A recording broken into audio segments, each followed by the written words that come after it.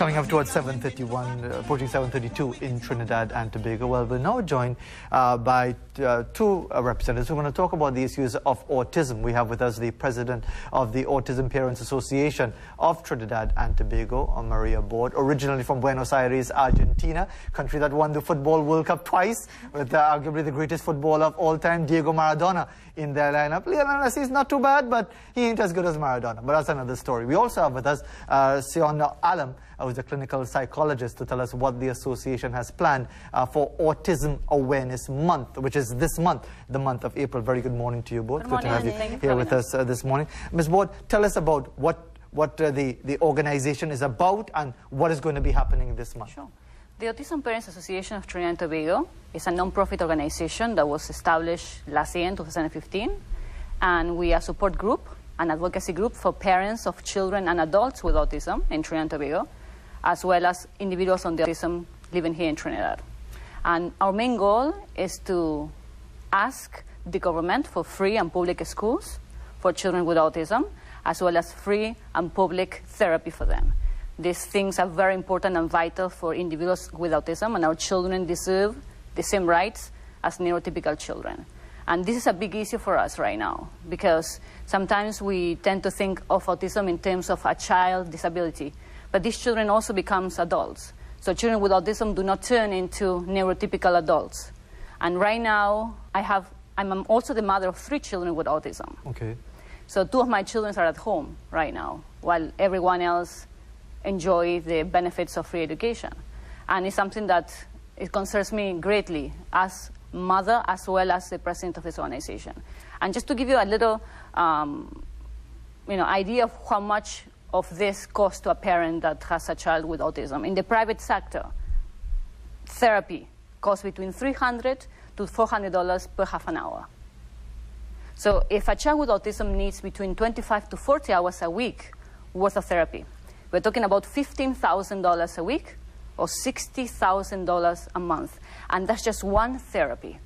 And I'm not including private schools, who they say cater for children with autism.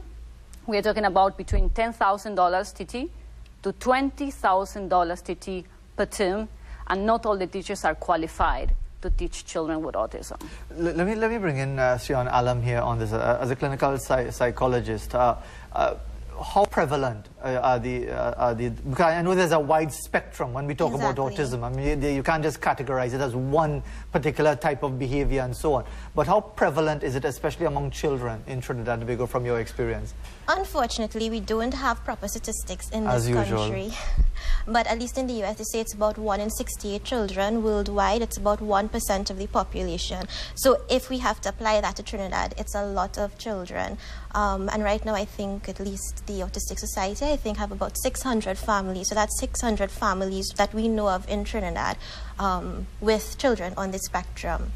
And I think what most people need to understand, as you mentioned, it is a spectrum disorder. So there's high-functioning autism, there's low-functioning autism.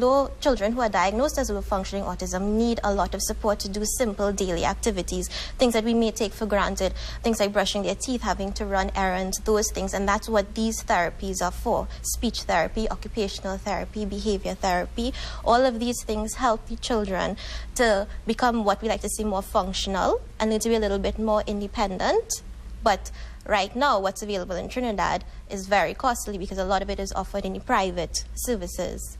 And that's really why we're here to advocate. Education as well is a very big issue, as Maria mentioned, because there isn't any public school specifically for autistic children, because again, each child learns differently. Each autistic child will learn differently. So you can't just place everybody in one school for disability or for those with special needs and expect them all to learn the same.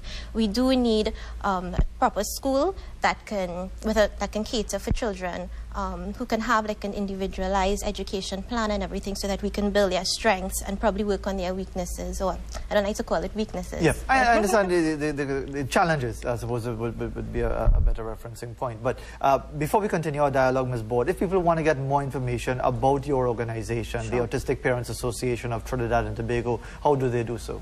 Okay, we have a website that also is a community for parents where they can come. We are a support group, as well as they can place reviews about therapists and doctors, so all the parents can also read these reviews and make an informed decision. Our website is ttautism.com. So it's www.ttautism.com. It's completely free. As a matter of fact, I want to emphasize that the difference between APATT and perhaps other NGOs is that we do not seek funding. And I think it's interesting for a lot of people to hear that APATT is not seeking funding, because we believe that it's the government's responsibility to take care of each one of the citizens. Okay, well, and this is including children with autism. Our phone number also is go ahead. 489-1673. 1673. Time is against us, but I have to ask you this question in the sense that some people may say, well, they take your point because children with autism, adults with autism are citizens of Trinidad and Tobago, entitled to all of the rights and privileges.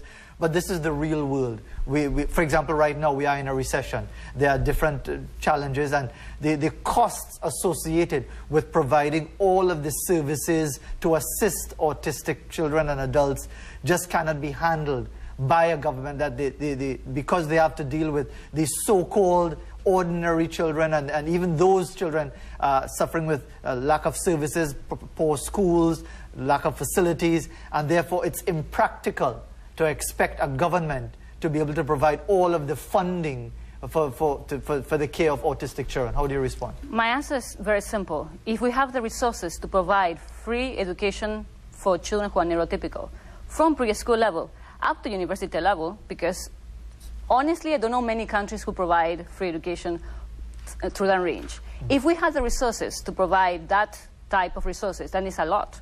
Why we do not have the resources to cater for this small portion of the population? That is one. And second, if we are in recession, are we going to stop neurotypical children from going to school right now? No, we don't. We are actually, as a matter of fact, I believe citizens will actually be in a uproar about it. So we don't have to see this in terms of disability. This is not about children with autism or cerebral palsy or Down syndrome. These children are citizens of this country. And as citizens of this country, they are entitled to the same benefits. As a matter of fact, in the United Nations Right of the Child, I would like to read just very short. Article 23, it says, recognizing the special needs of a disabled child, assistance extended in accordance with paragraph 2 of the present article shall be provided free of charge. That's in the United Nations Right of the Child. And in the United Nations Children with Disabilities, it says, states parties shall take all necessary measures to ensure the full enjoyment by children with disabilities of all human rights and fundamental freedoms on an equal basis with other children. And Trinidad and Tobago ratified this United Nations Children with Disability Act last year in June. And before we conclude, Sian, Allum, just on that point, you know, it's all well and good to have things on paper, to have charters, have agreements, have all sorts of things ratified and signed on to.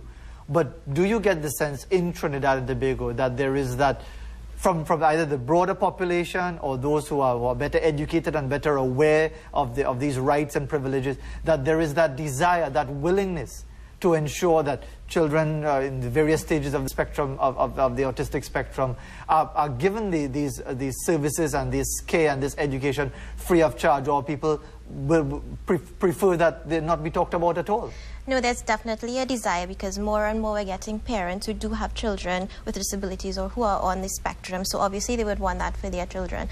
So the desire is there, the awareness is there. What we need now is action, basically, at the end of the day, because desire can't do anything. You need to have action. There needs to be more than advocacy then for education and therapy. And before we conclude, Ms. Borde, are there any specific events that the organization was having this particular month, apart from just making people more aware of the needs and the rights of these children? That's what makes APATT different to other organizations, because all organizations are doing a job with regards to awareness. We believe in action. I am in touch with parents every day.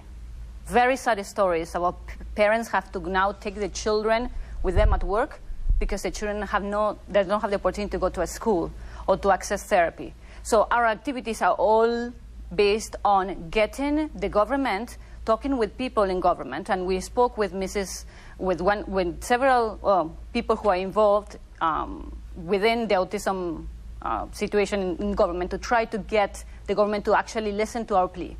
And we are hoping that if it's any the Prime Minister is listening to us, or the Ministry of Education, as well as the Ministry of Health, can please contact us so we can actually meet and we can give a proposal about what is that APATT is looking for. All right, and that contact number again, it's 489-1673, 489-1673, and the website again is? ttautism.com. ttautism.com. Thanks very much for joining us Thank this you. morning. Let's hope you do get a response from the government, and those stakeholders show a keener interest into this very important situation. We'll be back right after this. Don't forget Michael Jordan, Obama a champion, Mandela a champion, Serena a champion, Wendy a champion, Shelly and a champion, 9-5.